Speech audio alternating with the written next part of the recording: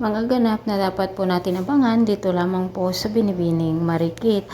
Dito na nga po ang pinakamasayang araw ni Naikit at Mayumi dahil nga po nagkakilala na sila bilang mag-ina mga kapuso. Samantala nagtagumpay naman si Soraya na makatakas dito sa ospital dahil nga nagpanggap siya na nakoma. At ito na nga ang pagkakataon na kinuha rin niya ang kanyang pamangkin at sisimulan na naman nilang maghasik ng lagim mga kapuso.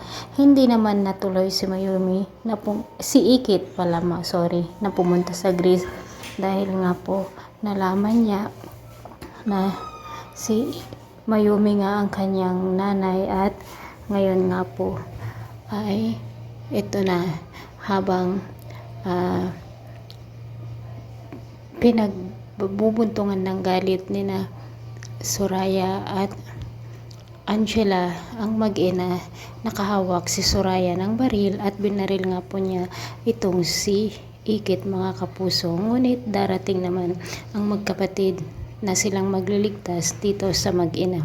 Mga kapuso, abangan po natin dahil nga nalalapit na ang pagtatapos at talaga kaabang-abang ang mga pangyayari dito sa Binibining Marikit. Pakatutukan po natin lagi kung magtatagumpay nga ba ang kasamaan ni Soraya at Angela at makakaligtas kaya sina Ikit at Mayumi dito sa Magtiya na napakasama mga kapuso. Thanks for watching. Bye bye. See you on my next video.